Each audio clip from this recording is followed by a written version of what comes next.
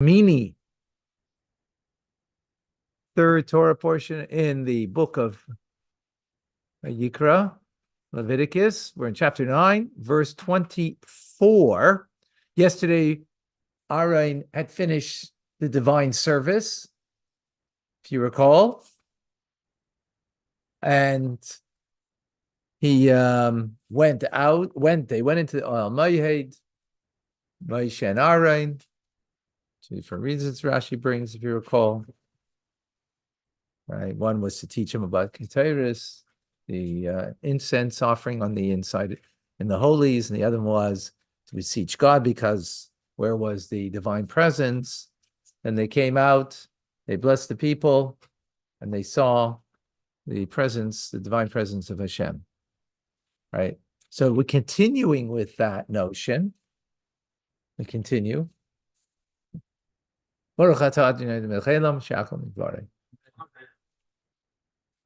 Okay, we continue. But Teitzei went out, a fire, milifnei Hashem, before God.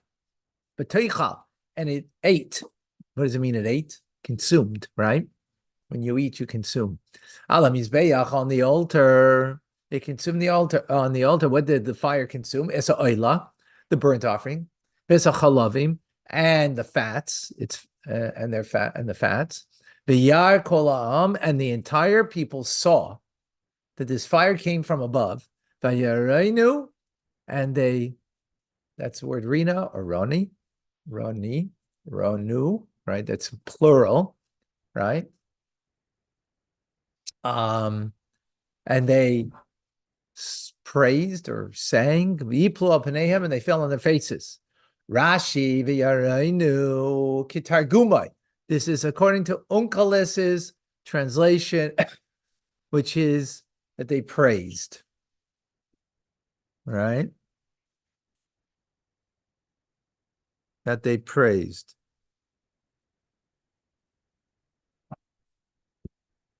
Shabchu. From the word Rina.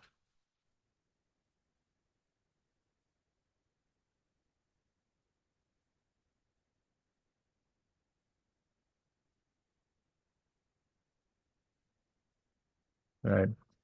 Ibn Ezra actually translates it as that they sang, raised their voices in song. But Rashi and Onkelis translate different. Okay, finished. Now we're going to the next. This is now Aaron's sons, Nadav and Avihu. Right, on the very same day. Which day is this, by the way? What day? First of Nisan. First of Nisan. What is that day called? Inauguration. Inauguration day. Exactly. How do you call it in Hebrew? Oh, not anointing day or something like that. No, Rosh Chodesh is the day, but it's called Yemei Miluyim. Inauguration Miluyim. Milui come from the word fulfillment, filled, right? So they becoming fully filled, which is inaugurated, right? Water? Yeah, my question. Yes. Isn't the same with the reservists in Israel? Yes, because they're filling. They're a filling of a position. They're not the position, right? They're reserve only, right? We're number 1, chapter 10, verse 1. V'yichu b'nei Aaron, and they took the sons of Aaron, Nadav and Avihu, Ish, a person, Machtasei, a pan. Each one took a pan. V'yitnu b'hem eish, and they placed upon it fire. V'yasum aleha keteris, and what did they put on it? Keteris. Right? Maybe that's the connection between the first explanation of Rashi, why they went into the Oil Mayed, Moshe and Aaron yesterday, right? First explanation was to teach them about the Keteris. We see the juxtaposition over here, right? So, and they took a fire, but Yisumu Aleha Keteris, they placed on the fire, on this pan, the samim of incense. There's this incense, the Akrivu Lifnei Hashem, and they came close before God. Eish Zara, a strange fire, a foreign fire. asher lo tziva isam, that they were not commanded, right? They were commanded to do this, right? Rashi says nothing here. What does it mean they weren't commanded? Why weren't they? What does it mean they weren't commanded? It wasn't an offering, It wasn't an offering that they were told to do, right? they just went rogue. If you will, I don't know if I don't know. I would say that about the Nadav and Avihu. They're righteous people, but I mean, there's very exactingness in all the words over here. But yeah, you could see it that way from L'chaim. A fire came out. Oh, another fire, right? We had a fire before that came out, and what did it do? It consumed the offerings, and the people they praise God, right? But here a fire before God, and it consumed them, and they died before God. Rashi picks up on the words and a fire came forth. Rabbi Eliezer says, the sons of Aaron did not die. Why did they die? Right? So he's explaining how fire went out, right? And on those words, explaining why they died. So Rabbi Elazar says that they died because they rendered a halachic decision in the presence of Moshe, their teacher. When you're in front of your teacher, you don't render a halachic decision. Your teacher, someone comes and asks a question, well, what's the law? And you're in front of your teacher should answer, not you. That's why they died, because they did something inappropriate, being that they're very righteous, and to do something like even so seemingly insignificant, but for holy righteous people, that is not insignificant. No, well, let Moshe. Oh yeah, well, either yeah, whatever. No, then they should have just humbly just allowed Moshe to answer. Not ask Moshe. Let Moshe answer. It was asked in front of Moshe. They went ahead and made the statement. What the halachic rendering was, as opposed to just be quiet. And said be quiet. But David, can you be present? So why are you going further if we're not discussing what's further? I know, but then you don't learn properly. Okay? No, be with Rashi. No, you don't have to be with me. Be with Rashi. Okay? You don't have, oh, you should put it up on the board here. You don't have, oh, you have? Oh, okay, you do. Okay, good. Okay, good. Oh, everybody has, okay, good. Okay. 1 second.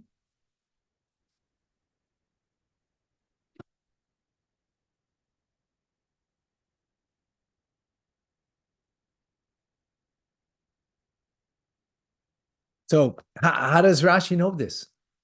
That this is what they died? Where does he get it from in the verse? Is because according to the Gorarye, is they brought an alien fire, meaning the question was asked, since a fire comes from above and consumed, does a kohen have to light the mizbeach or not? Right? So they answered that, yes, you do have to. You do have to. And that's what it means, an alien fire, because they were alien to answer that question. It wasn't for them. Wait, so did they lit the fire when they weren't supposed to, or it was that they answered and said that they were supposed to light it? Actually, they brought a fire in a pan, right? Because so they ruled that, oh, that's what you need to do, even though a fire came from heaven, right? They should have asked Moshe that. So they rendered, actually, it wasn't even someone who came. They didn't, according to the Gorarye, right? According to the Maharal, it was that they made a halachic decision on something without asking, right? In other words, this is where they get that from. It happened to be correct, right? But that's why the verse says, Eish Zara, a foreign fire. And right, because the fire that they brought was foreign in the sense that it was, yes, it was correct that you have to bring it, but you should have asked that question. Okay. They were bringing it into the whole. Okay, I'm not clear on his answer explanation. Anyways, next thing, Rabbi Shmuel Amay. So Rabbi Shmuel argues, and he says, no, that's not why they died. That's not why the fire came out and consumed them. Because they were intoxicated by wine. Nichnasu lemikdash, they entered into the sanctuary. Teda, you should know how this is. How do you know this? Because after their death, those who were remaining kohanim were warned that they should not enter the sanctuary while they're intoxicated. Right? That's what's going to be next. After this story, the next thing we're going to learn is about don't come into the sanctuary intoxicated. Why is that there? Because juxtaposed to saying what they did. They came in intoxicated, right? How could that be? A Kohen's not allowed to serve intoxicated. How do you know that? That's only after the fact. Before the fact, it was not the case, right? Why would they go intoxicated? Sikh on the Rebbe on this. There's heavy duty sikhs on this stuff. That hopefully we'll have time. This can be compared to a parable of a king. He had a household member he was very close, right? A household member meaning not a son, but someone who was part of the house, right? He used to be Vikar Rabbah, as brought down in Vikar Rabbah. He trusted his household member. Once he found them standing at the entrance of some stores without explanation, had the household member a head cut off. He appointed another member of his household in his stead. We would not know why he killed the first one, except that he commanded the second one, don't go through the entrances of these stores. Though it would only be known by we know of this first has been killed for transgressing his command. Others only because it commanded him, right? Thank you, Shmuel. So that's why we know that's what the mistake was that they did, right? That was a metaphor. We're good? Yeah. Okay. Verse number 3. This is what God said. Lamor saying, God said, I will sanctify with my close ones, I will sanctify. Al pnei kol ha'am yikabed. Upon the presence of all the people, I will be glorified. And Aaron was silent. He accepted the fate of what happened to his sons. There's a lot here. Okay, let's see Rashi. And 3. Hu asher diber. That is precisely what God spoke. Heichan diber. Where did he say this? Yeah, where did he say?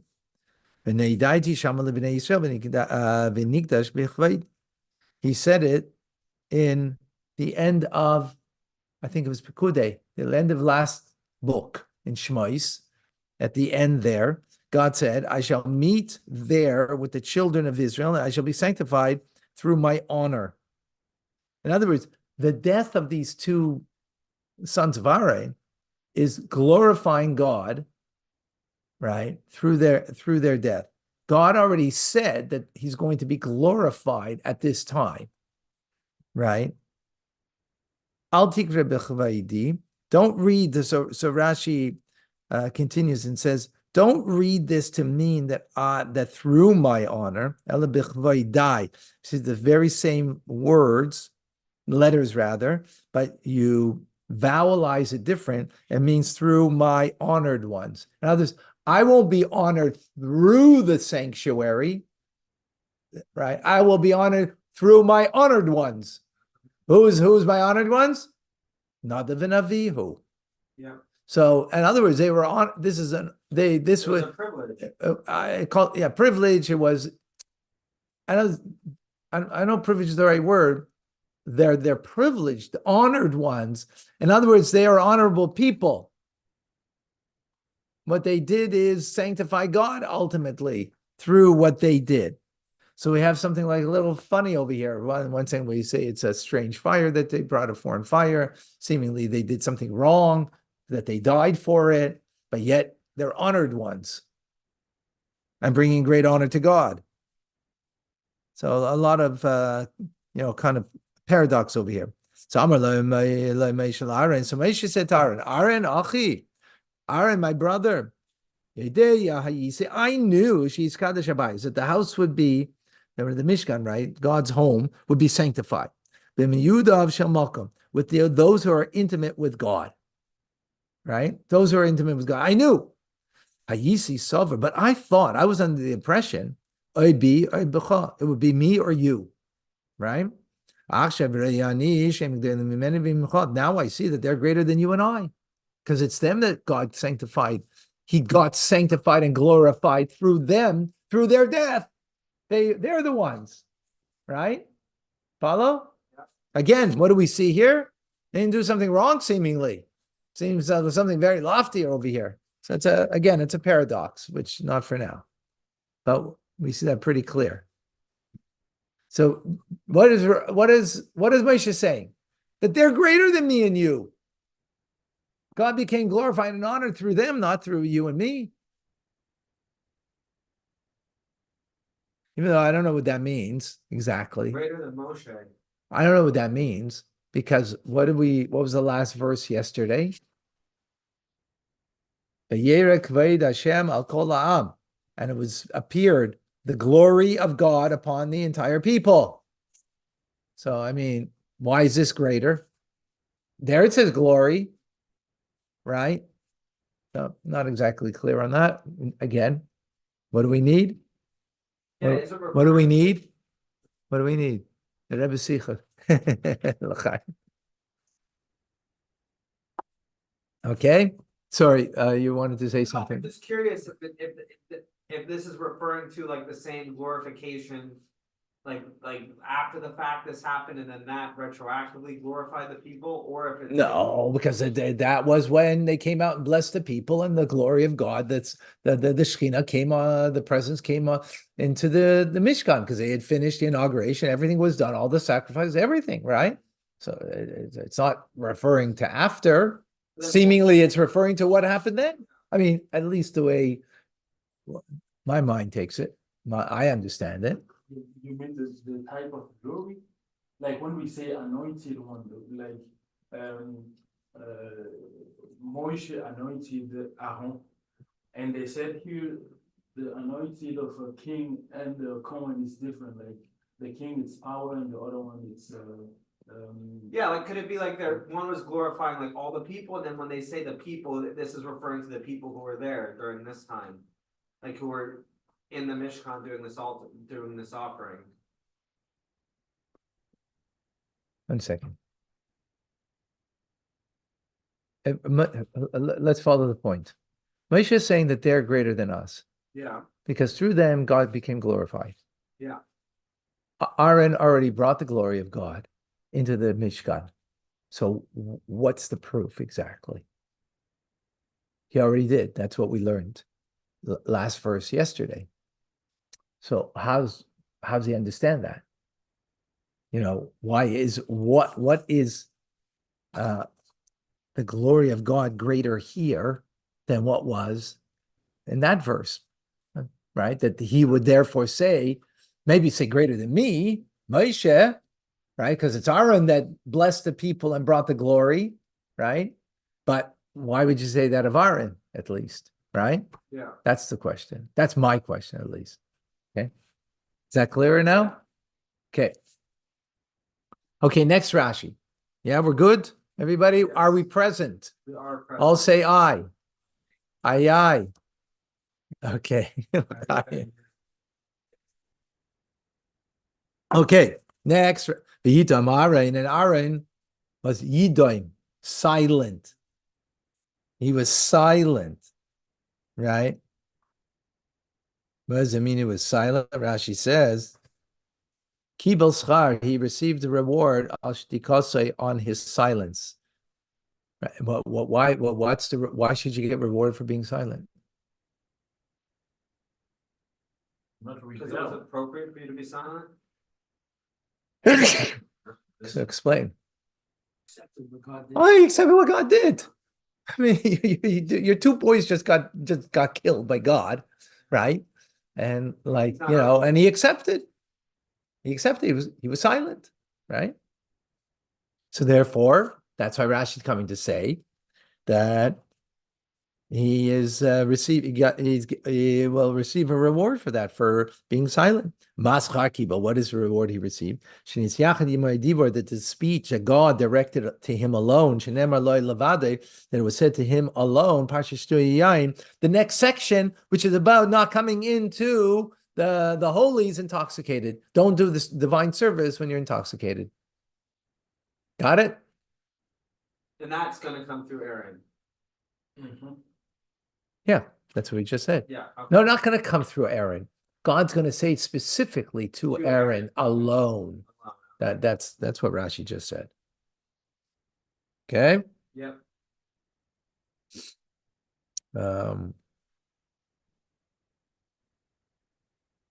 So by the way, interesting. So what is a reward that you get from God? What's the reward? That God talks to you. That's the reward. Huh? In other words, every time you daven and you're standing before God and you know that you're talking to him, he's listening. That's the reward itself. Only in the Torah could God like kill your sons and then like be like, the reward is that I'm gonna talk to you one-on-one. Well, that because you accept it. Because you accept. Yeah. Yes. Yeah. B'kroivai, with my close ones, bebechiroi, for the ones who I have chosen. Interesting.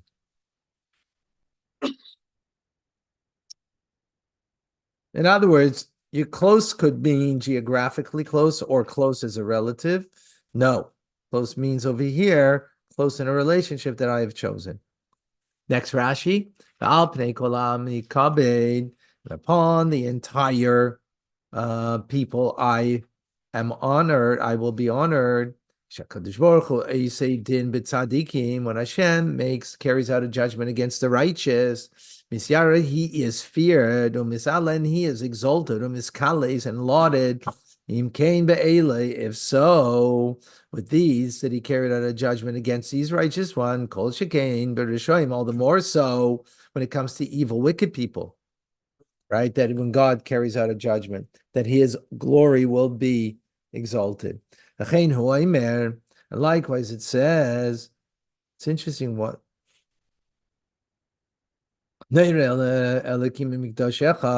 that God is feared from his sanctuary. Don't read, vowelize from my sanctuary, but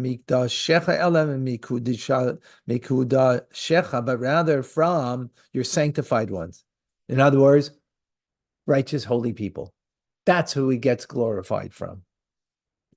And that's what happened over here. And righteous holy people has the same letters, just different vowels. Well, they both are holy. One's a holy place. And one's a holy person. Okay. Right. So that's just a different vowelization that makes it, rather than the place, the person. Okay. Verse number 4.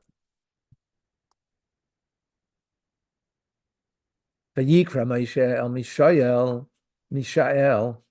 and Moshe called Mishael Ve'el and to Otzafan b'nei Uziel, who is they were the sons of Uziel, and who's Uziel? Deidarim, the uncle of Aaron, right? Moshe's uncle also.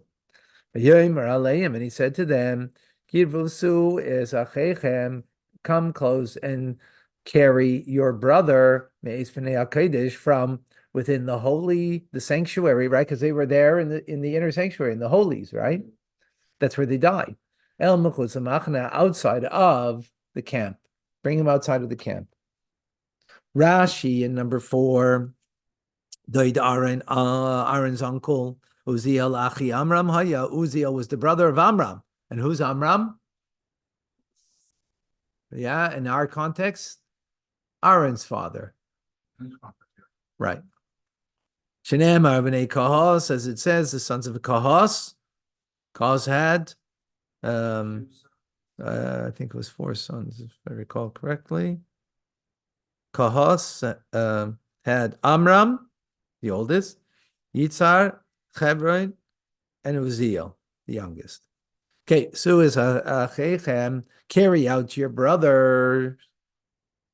Like a person says to his friend, Haver is amazed mifnei akala. Remove the corpse in the presence of the bride. Shaloi la'arviv simcha, in order not to disturb the rejoicing of the wedding with mourning. So what wedding are we talking about over here? God and the people? Yeah, what's the wedding? Inauguration. Inauguration. Yeah. Inauguration. It's wedding day, right? It's a wedding day between God and the Jewish people, right? So what are you doing over here? So it's like a bride. Like you have the bride is being brought to the canopy, and all of a sudden you're bringing and you see a dead person there. Don't want that. Well, you don't want, but it's there. Yeah, no. So what do you do? So what you have to remove it to the side. Why? Because the joy of the bride coming to the canopy is more important in that moment than burying the dead, even though burying the dead is extremely important. That will wait until after this joyful thing, the marriage is taken place. So the same thing is over here. Take out these two. They shouldn't disrupt the inauguration day, the joyful connection of God with the people. Okay? Is that clear? Yeah.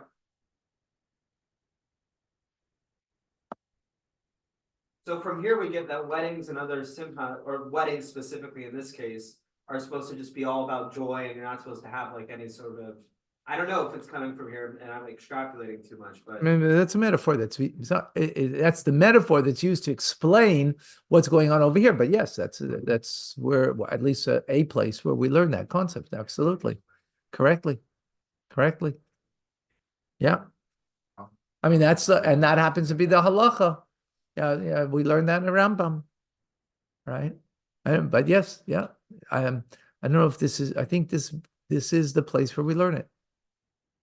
Yeah. Okay. 5. Vigrivu, when they approached the Yisum and they carried them with their tunics. Elmech was outside of the camp, right? Why are they wearing a tunic? because they're all wearing like the priestly garments. Because they're Kohanim. Remember, they're the sons of Aaron, they're Kohanim. They're not Kohen Gadol, but they're Kohanim, so they wear a tunic. Kashedi bar Moshe, as Moshe had spoken. Bikutain noisam, with their kitainus, shall mesim of dead. Malamed, this teaches us big dayhem. That means their garments did not get burnt. Right? Remember, it says a fire came and consumed them. Right? What it means is what? Not literally physical fire came and consumed them, because then their clothes would have been burned and they wouldn't be wearing the tunic, right? So that's what it means. That's what Rashi learns out from this. But only their souls got burnt up, so to speak, right? What happened was 2 threads of fire entered into their nostrils. I guess one in one nostril, one in the other, and burnt their soul, means their soul departed. Okay? Is that clear? Yeah.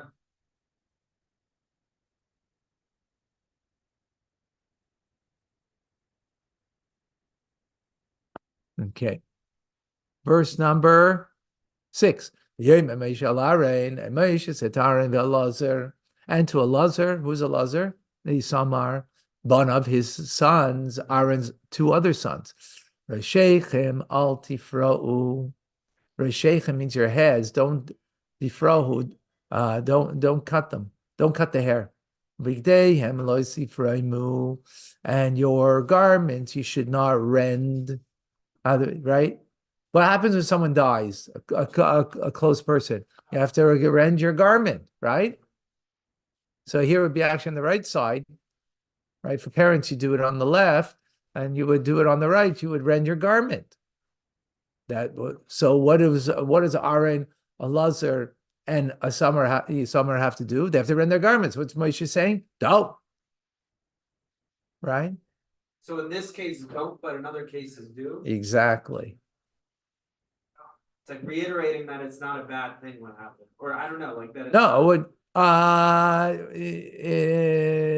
well, let's see. Yeah. And don't rend your garments don't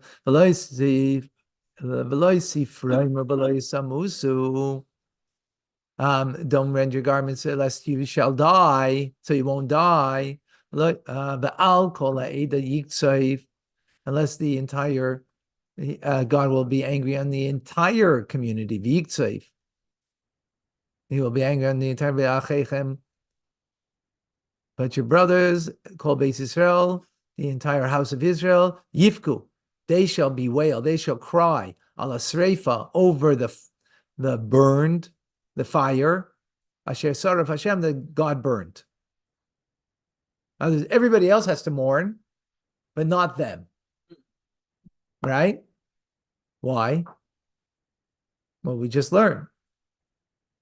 Because there's a wedding party that's got to go on. In other words, you got to finish the inauguration of everything that needs to be done that day.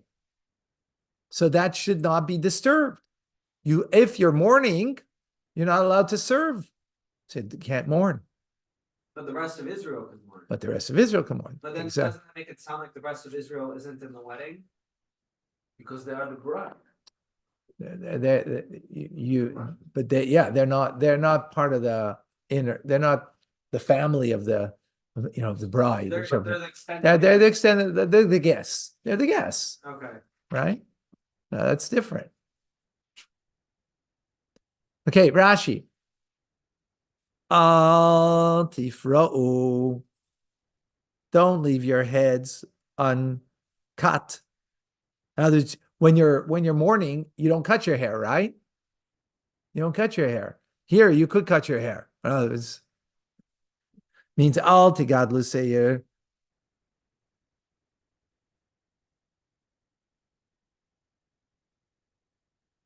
Do not grow your hair. In other words, cut your hair. Yeah. Right? Mikan, from here we learn the source of the law. She'aval also b'tisperu said a mourner is forbidden with a haircut. But you shouldn't disturb the rejoicing of God. Right? God's rejoicing with everyone, and you're a mourner, right? So don't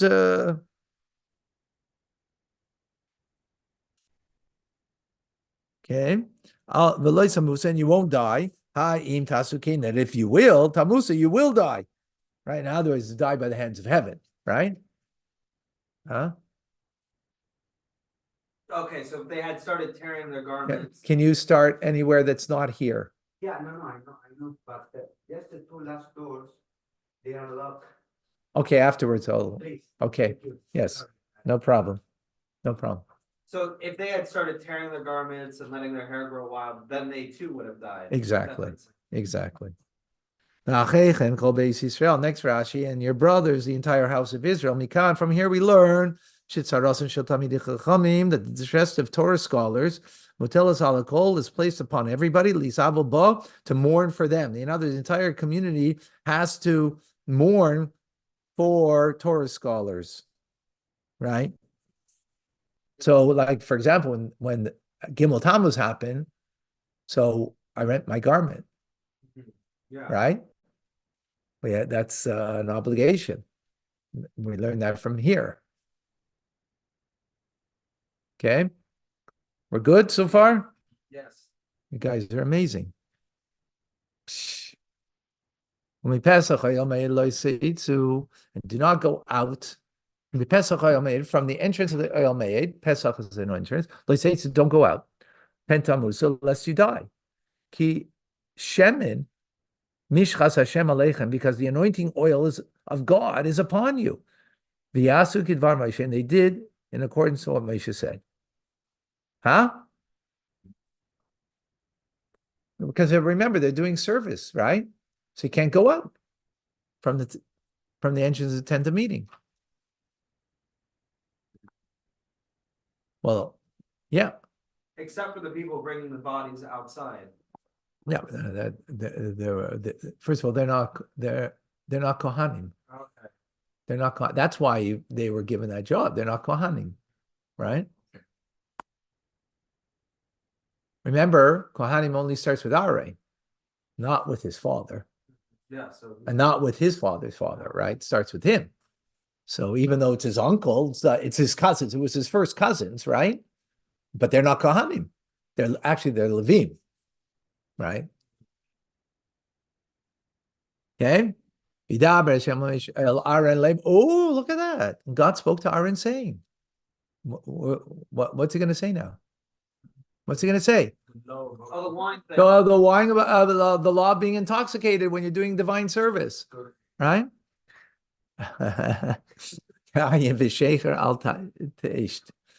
Wine and intoxicating beverage, al taste, don't drink. Ata, you, uvanecha, and your sons, itoch, that are with you, bevoyachem, when you come, el oyel mayid, to the tent of meeting, v'leisamus, and you won't die.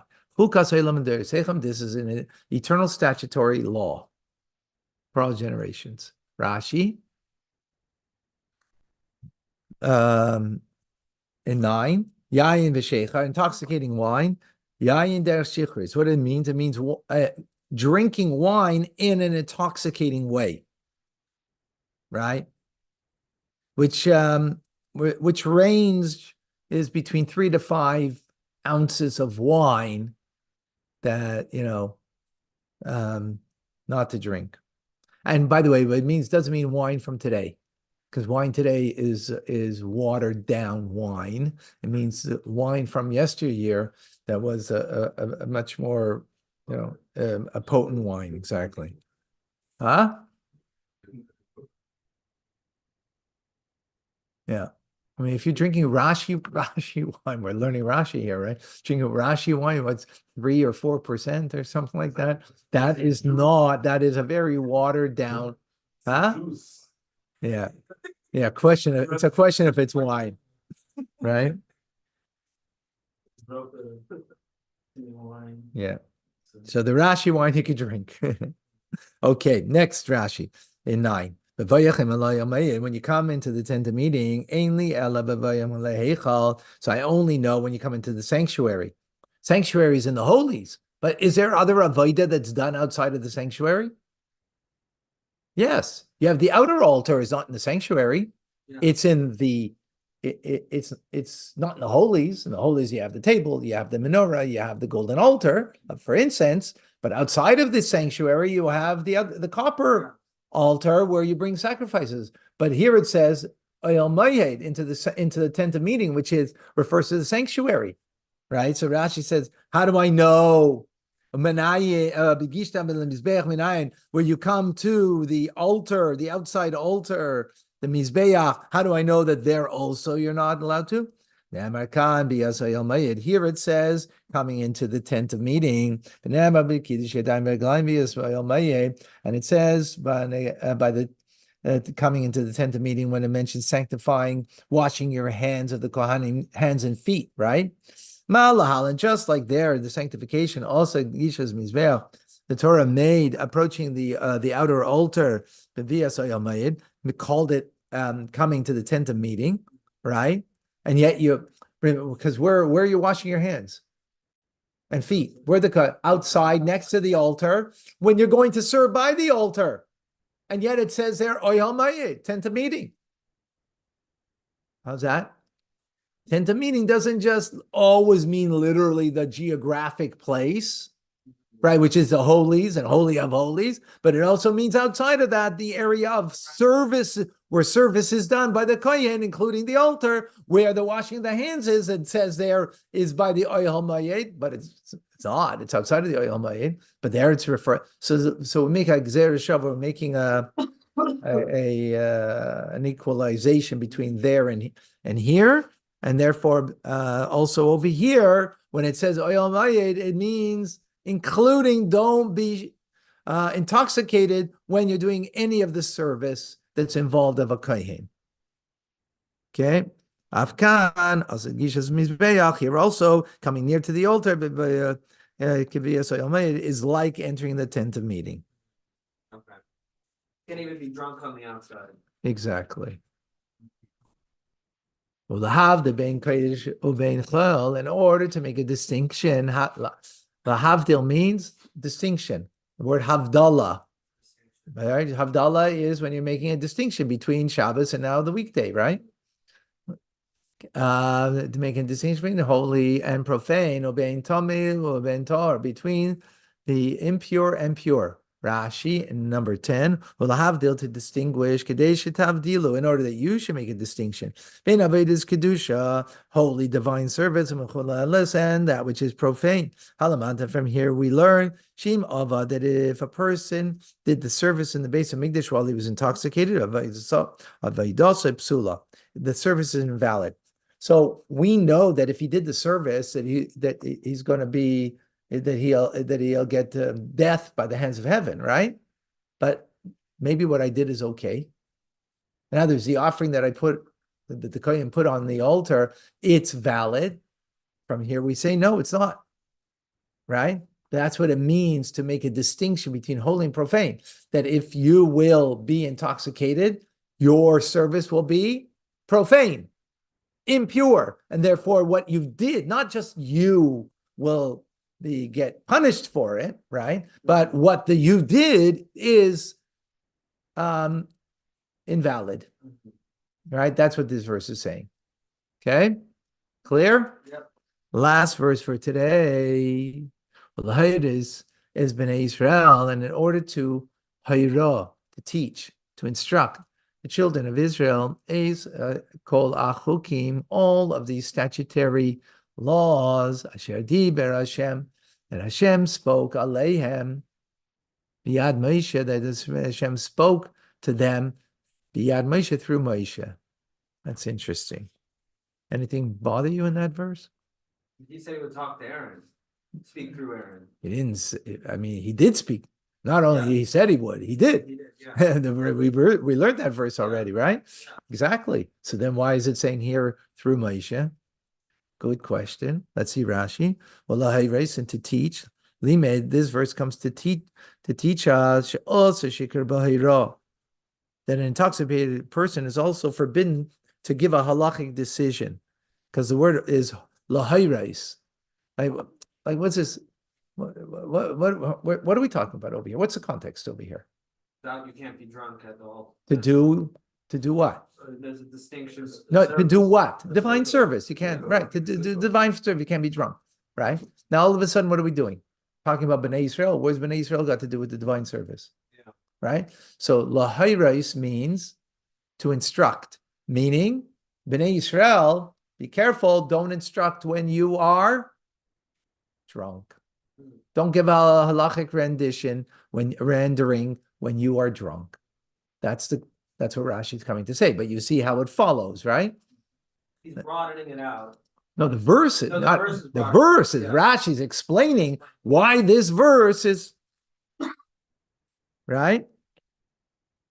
This is to teach us that someone who is shikar, intoxicated, is forbidden to give a halachic decision. Yochel, one might think, yechayiv mitzvah, that you deserve a death penalty if you give a rendering of halachic decision while you're intoxicated. Talmud loymar, but the verse says otherwise. Ato v'necha itach, that you and your sons with you, lo yam tamusa, will that you should not die. Kohanim ba'vaydasa means a kohen who is engaged in divine service while intoxicated is liable b'misa for the death penalty. Again, death penalty means from the hands of heaven. But a scholar in his teaching is not liable for death penalty while he is drunk, giving that halachic adjudication. He's not allowed to do it, but he doesn't get the death penalty. How do you know that? How do you know that? Neither does the even if the Cohen is doing the offering while intoxicated and it's invalid, it doesn't say he gets the death penalty. Yes, it does. Okay. Yes, it does. That's what we just said. Okay. Atav ubanav itcha, you and your sons with you, lo tamusa, you will not die Yeah, okay, so if you will not be intoxicated. What's the implication? you'll die. That you will if you are intoxicated, but it's only you and your sons, Yeah, it's limited. not the scholar who is. to the entire- That's excluding the scholar. That's how Rashi's learning that out. Okay. Is that clear? Yeah. So the death penalty, it's just for the priest and his son. Well, His sons are priests. Okay, yeah. Kohanim, just for the Kohanim. Exactly. I'm gonna find part, but I'll be- Okay. Okay, now we're going to look at some of the Rebbe's. We got a few moments to look at some of the Rebbe's teachings over here. Yeah, we're good so far? Yeah, we're alive, kicking. Amazing. L'chaim. L'chaim. I don't know how anybody could not be here every single day learning this. Huh? Or every morning. This is like, wow. L'chaim. Huh? It's funny talking here. Yeah. Okay. Send regards. Yeah, it's funny that- Send regards.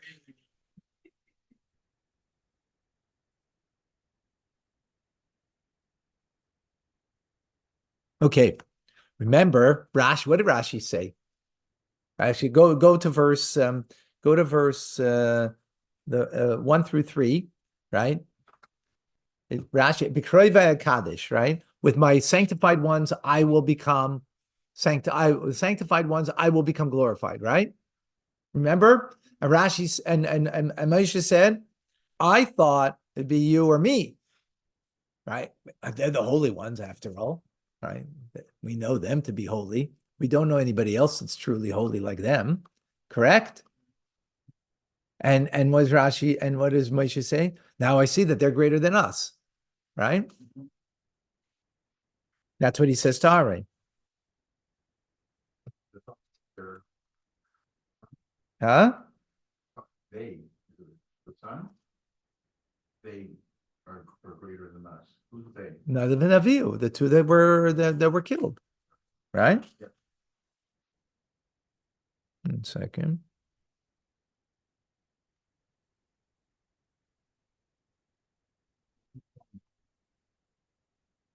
No, 4 sons of Aaron, The 2 sons of Aaron, Elazar and Isamar, right? they were dead. No, they were alive. Nadav and Avihu, Nadav and Avihu. Four. 2 died, 2 stay alive. He had 6 kids. No, 4. Okay, 2 died. 2 died. Aaron, Yeah. and Aaron. Aaron is the father. I know, but they're all Cohens. So Okay. it says Aaron is a Cohen that he has 4 sons. I said there's only 3 Cohens at that Left. time. No, One Cohen. there were 5. There were 5, at least. Aaron has 4 sons. So, Yeah. oh, you're saying 3 remaining. Oh, okay. Okay. The only one. I don't drink, so there's no problem. You're gonna be fine. Okay. Okay. So let's go to this. The fire went out and it consumed them and they died, right? Rashi says that they were drunk, right? That was the second explanation, right? How do we know that? Because after the story, we're told about not coming drunk into the sanctuary, right? So it's known the big question, how could such great people like Nadav and Avihu, right, be drunk? Yeah, why? Yeah, right. They said that they are the holy ones, right? How could they be? It's seemingly such a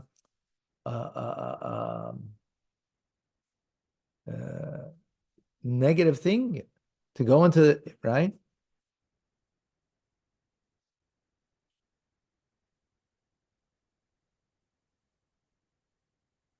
So the fact that it says that they were shtuyi yain, intoxicated with wine, is actually not just speaking about in the physical, it means in the spiritual sense.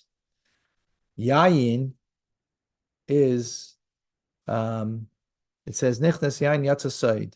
When wine enters, the secrets come out, right? When you become intoxicated, all your inhibitions, right? The secrets come out, right? So, right, exactly.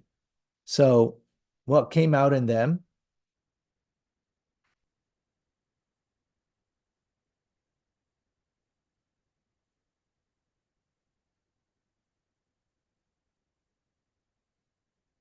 was their great desire to come close to God. That's what their inner reality was, right? That they wanted to become completely nullified and before Hashem. Huh? Right? They're great. They want to have a great closeness. So shtu yayin means over here that, in other words, and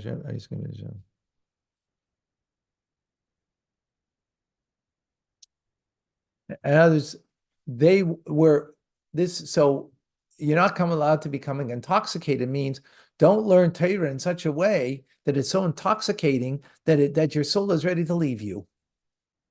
And that's where they were holding. So they were not intoxicated as well. It expressed in a physical way, but it was really a reality of their spiritual reality. Their spiritual reality that they were in such a level. Famous story with the Alter Rebbe with the Malach, the Mizitcher Magid, when he came to the Mizitcher Magid, they were learning Chassidus in such a way that their souls were ready to leave them, that they had to eat a bagel with butter and in order to ground themselves, because they were on such a lofty level that their souls were ready to leave. So they were on such a level that their souls were so ready to leave their body. And that's why the Torah comes and tells us, don't learn Torah. This is on the spiritual side, right? Right? Don't learn Torah in such a way that it's intoxicating, that it's going to leave you removed from this world. Every day or just on that day? Anytime.